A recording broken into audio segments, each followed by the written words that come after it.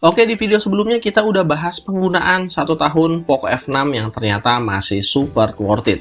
Sekarang giliran tablet dari Xiaomi yang akan kita bahas juga perjalanan penggunaannya di tahun 2025.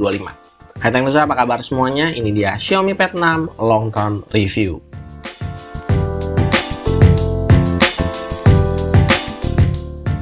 Udah jadi sebuah keharusan kalau tablet Android zaman now harus bisa melakukan apa yang mayoritas PC bisa lakukan.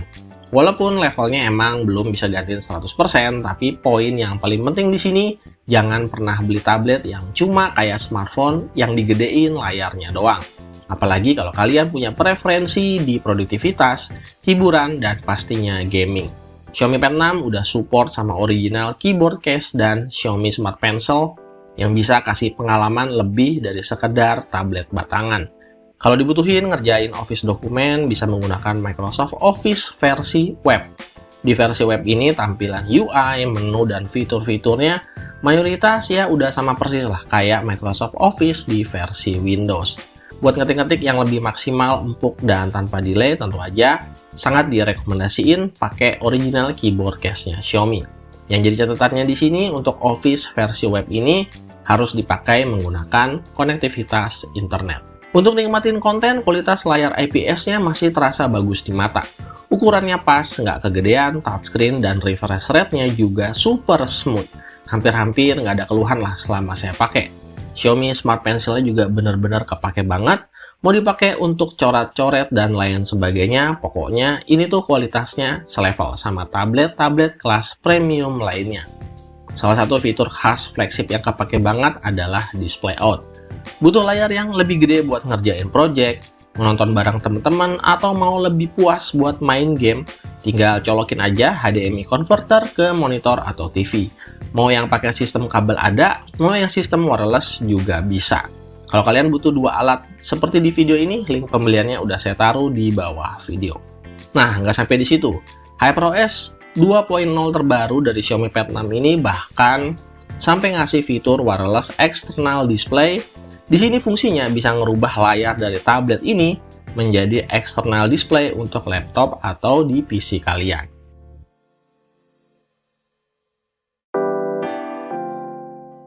Mungkin kita jadi penasaran nih sama performa Snapdragon 870 di zaman sekarang. Well, sebenarnya SoC ini masih sangat reliable ya. Walaupun secara power levelnya udah turun dari tadinya flagship level, ya sekarang jadi mantan flagship atau mid-range level. Secara benchmark juga Antutu skornya cukup baik ya di 800 ribuan, atau kira-kira selevel lah sama SoC mid-range terbaru saat ini. Jadi kalau buat dipakai main game yang berat, masih berasa ngangkat mulai dari game-game MOBA populer kayak Mobile Legends atau Genshin Impact sekalipun ya performanya masih cukup bertenaga, masih bisa tuh dapat rata-rata FPS yang relatif tinggi.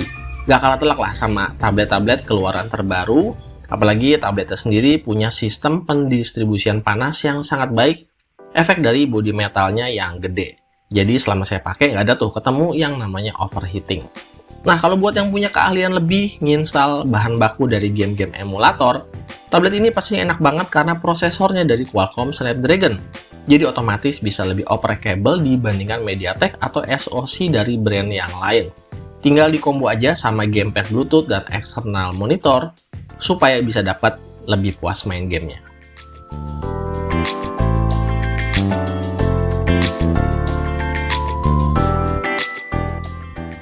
Nah, untuk urusan UI, walaupun saya bukan fansnya Xiaomi, HyperOS 2.0 di tablet ini ya bolehlah dikasih sedikit apresiasi. Yang pertama, fitur-fiturnya premiumnya itu ada banyak banget, dan yang kedua, nggak ada tuh nongol iklannya sama sekali. Ini beda banget pokoknya sama versi smartphone mereka yang emang dijadiin sebagai sumber pendapatan selain berjualan gadget dan smartphone. Buat user yang juga pakai gadget-gadget dari Xiaomi, ada fitur interconnectivity yang bisa menghubungkan semua perangkat dari ekosistemnya mereka. Buat yang mau tampilan UI-nya jadi ala-ala ke PC-PC-an, bisa aktifin fitur workstation mode, dan semua fitur mahal ini bisa dinikmatin di tablet yang harganya bahkan nggak sampai 5 juta rupiah pas dirilis. Kekurangannya ya jelas masih ada. Ada bagian yang harus diperhatiin lagi sama pengembangan developer HyperOS-nya Xiaomi. Seperti misalnya untuk di mode workstation, Jumlah maksimal aplikasi yang terbuka secara bersamaan masih terbatas di 4 aplikasi doang. Yang namanya mode PC ya harusnya aplikasi yang dibuka bisa lebih banyak.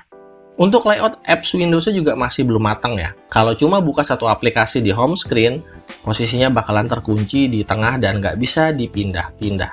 Jadi ini jelas masih harus dioptimalisasi lagi supaya feels desktop experience-nya benar-benar kita bisa dapat. Bagian yang sedikit mengalami penurunan di umurnya yang udah mulai OTW 2 tahun ada di bagian baterai. Kalau di awal-awal dulu untuk pemakaian harian standar ya bisa sampai seharian penuh. Kalau sekarang baterainya agak susah ya, bisa sampai 24 jam pemakaian dalam sekali charging. Perbandingannya sih kalau secara SOT penurunannya bisa sekitar 1-1,5 jam yang awalnya ada di kisaran 9 jam sampai 10 jam SOT. Sedikit menurun tapi masih dalam batas wajar sesuai umur pakai. Charger 33 wattnya juga terbilang masih oke. Nge-charge sampai penuh kurang lebih butuh waktu sekitar 2 jam.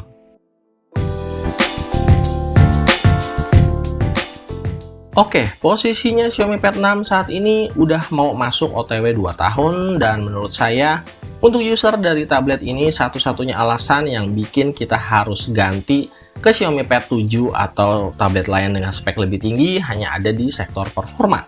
Karena konfigurasi SoC-nya sendiri emang lebih baru. Itu pun hanya terasa ngefek buat user yang kebutuhannya fokus di performa aja. Kalau buat user yang kebutuhannya casual all-rounder, ya Xiaomi Pad 6 ini masih perkasa banget. Rekomendasi kalau dari saya buat yang belum sama sekali punya tablet dan ada dana cukup, bisa langsung aja beli Xiaomi Pad 7 tanpa harus ngelirik lagi Xiaomi Pad 6. Tapi buat yang udah punya tablet ini dan nggak ada kebutuhan lagi untuk upgrade performa, ya mending uangnya ditahan dulu aja. Atau buat kalian yang mungkin dananya tipis dan pengen cari solusi beli second hand, ya Xiaomi Pad 6 ini masih bisa untuk direkomendasiin selama unit incerannya masih bagus dan layak pakai. Oke, itu tadi pengalaman penggunaan saya pakai tablet ini di pemakaian sehari-hari dari pertama kali rilis sampai hari ini. Alhamdulillah semuanya masih oke walaupun hampir tiap hari digeber segala macam kebutuhan dari produktivitas, gaming, dan juga hiburan.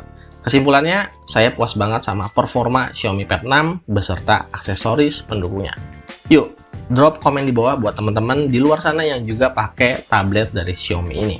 Sekian video kali ini, jangan lupa kasih supportnya terus untuk channel ini. Sampai ketemu lagi di video-video berikutnya.